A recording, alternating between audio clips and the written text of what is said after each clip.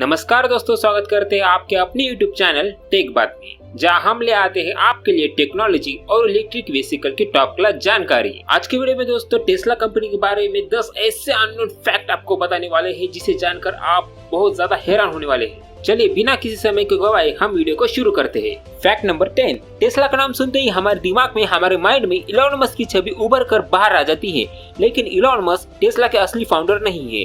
Tesla को आज से 19 साल पहले 2003 में सिलिकॉन वैली में 2 इलेक्ट्रिकल इंजीनियर मार्टिन एबरहार्ड और मार्क टार्पिंग के द्वारा फाउंड किया गया था और इलॉन मस्क बाद में इन्वेस्टर के तौर पे कंपनी में ज्वाइन हुए थे। फैक्ट नंबर 9, टेस्ला एक कंपनी जिनका ड्रीम थी, जिनका ख्वाब थी, यानी टेस्ला के फाउंडर मार्क टार्पिंग, इन्होंने 2008 में इलॉन मस्क के साथ हुए कॉन्फ्लिक्ट के बाद कंपनी को छोड़ दिया। उसके बाद अगले साल 2009 में ही उसके नेक्स्ट फाउंडर यानी कि मार्टिन एबरहार्ड ने भी टेस्ला को छोड़ दिया। उसके बाद टेस्ला के मेजॉरिटी शेयर इलॉन मस्क के पास आ गई और वो कंपनी के मालिक बन गए। फैक्ट नंबर 8, टेस्ला की first electric car Tesla Roadster थी। इसे 2008 में लॉन्च किया गया था और लॉन्च के बाद ये गाड़ी बहुत ज्यादा पॉपुलर हो गई थी। खास तौर पे ये स्पोर्ट कैटेगरी वेहिकल थी और इसे यंगस्टर बहुत ज्यादा पसंद कर रहे थे, और क्योंकि इलेक्ट्रिक होने के बावजूद ये बड़े बड़े स्पोर्ट कार को टक्कर दे रही थी। गाड़ी में दमदार फीचर उस टाइम पे अवेलेबल थे। ये गाड़ी एक सिंगल चार्ज में आपको 320 किलोमीटर की रेंज दे रही थी, वो भी 2008 में। 2008 में ये लॉन्च होने के बावजूद 2012 बड़ी मशहूर थी, बड़ी पॉपुलर थी और अंत में 2012 में कंपनी ने इसे बेचना बंद कर दिया। फैक्ट नंबर 7, दुनिया भर के किसी भी बड़े बड़े कंपनी को ले लो, वो सारी की सारी कंपनियां अपने रेवेन्यू का बहुत बड़ा परसेंटेज अपनी एडवर्टाइजमेंट में खर्च कर देती है, लेकिन टेस्ला के साथ ऐसा नहीं है। टेस्ला ने आज तक यानी कि 2008 से लेकर 2022 तक एक सिंगल रुपया भी अपने एडवर्टाइजमेंट में खर्च नहीं किया है।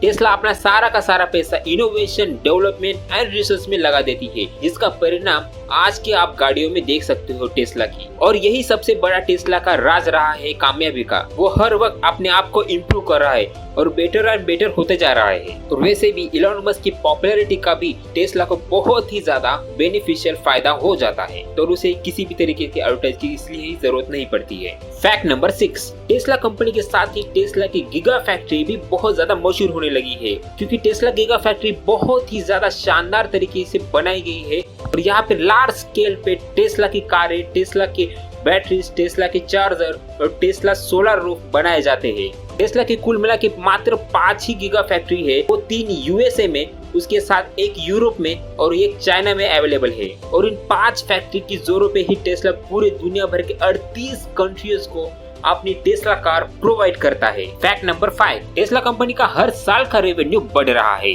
पर टेस्ला कंपनी के रेवेन्यू की एक खास बात आपको बताना चाहेंगे। टेस्ला कंपनी का ओवरऑल जो रेवेन्यू कलेक्शन है, उसमें से 60 to 65% हिस्सा जो है वो मात्र यूएसए और चाइना में इलेक्ट्रिक कार बेचकर आ जाता है, और बाकी सारी कंट्रीज में से टेस्ला मात्र अपने revenue collection, total revenue collection का मात्र 40% कमाता है। आने वाले समय में भारत की ओर टेस्ला देख रहा है अपने मार्केट को स्टैब्लिश करने के लिए, लेकिन उसके लिए बहुत ज्यादा वक्त जाया होने वाला है। फैक्ट नंबर 4, बहुत से लोग ऐसा समझते हैं कि टेस्ला कंपनी मात्र इलेक्ट्रिक कार बेचकर ही पैसा कमाती है, लेकिन ऐसा नहीं है दोस्तों। इसके अलावा भी कंपनी के कई अन्य प्रकार की बिजनेस है, जिसके द्वारा कंपनी बहुत बढ़िया रेवेन्यू कलेक्शन कर लेती है। दरअसल टेस्ला इलेक्ट्रिक कार मैन्युफैक्चरिंग में नंबर 1 है ही, इसके अलावा बैटरीज मैन्युफैक्चरिंग में भी नंबर 1 है।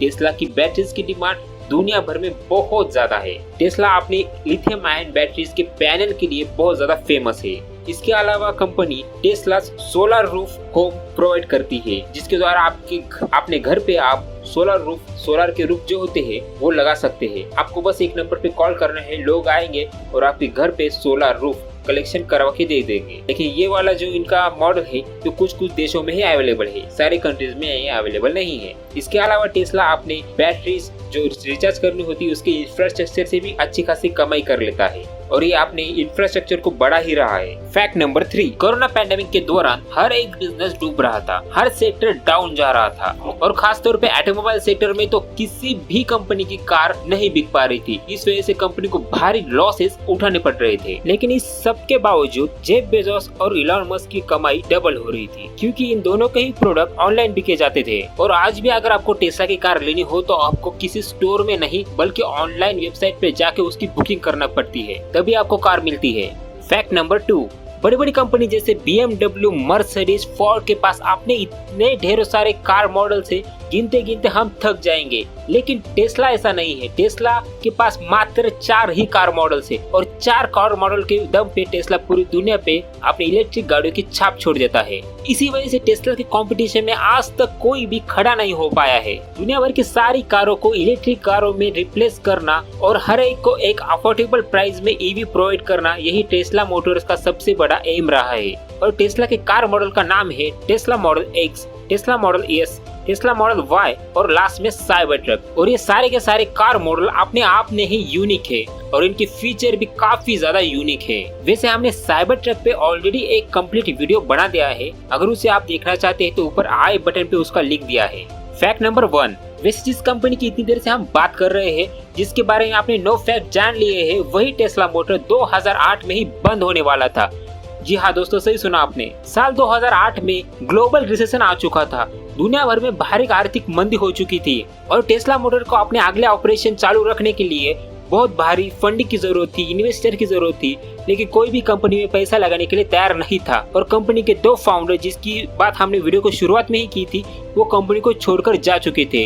इलॉन मस्क अकेले कंपनी में बच चुके थे और इलॉन मस्क अपनी दूसरी कंपनी स्पेसएक्स के साथ भी काम कर रहे थे। वक्त ऐसा आ गया था कि दोनों में से बस एक ही कंपनी सर्वाइव कर सकती थी, नहीं तो दोनों डूब जाती। लेकिन इलॉन मस्क के कमाल की वजह से ये दोनों कंपनियां सर्वाइव कर गई। इलॉन मस्क कहते हैं कि उस टाइम पे वो 100 आवर्स अ वीक काम करते थे, उनके पास सोने तक का टाइम नहीं था और ये बात वो कई बार अपनी इंटरव्यूज में कह चुके हैं। और ग्लोबल रिसेशन खत्म होने के बाद 2010 में कंपनी को शेयर मार्केट में लिस्ट करवाया गया, वो भी महज $17 पर शेयर कीमत पे। और देखते ही देखते कंपनी का शेयर आसमान छूने लगा और कंपनी का 2021 में हाईएस्ट प्राइस $2000 तक पहुंच चुका था, जिसकी वजह से इलॉन मस्क दुनिया के सबसे अमीर शख्स भी बन गए। और आने वाले समय में भी कंपनी के पास और भी फ्यूचर प्रोजेक्ट है, जिसकी वजह से कंपनी को बहुत ज्यादा फायदा पहुंचेगा। बस आज के वीडियो में इतना ही दोस्तों। वीडियो अच्छा लगे तो वीडियो को लाइक और हमारे टेक बात के चैनल को सब्सक्राइब करना ना भूले। वीडियो अंत तक देखने के लिए बहुत बहुत धन्यवाद। मिलते हैं हमारे नेक्स्ट वीडियो में।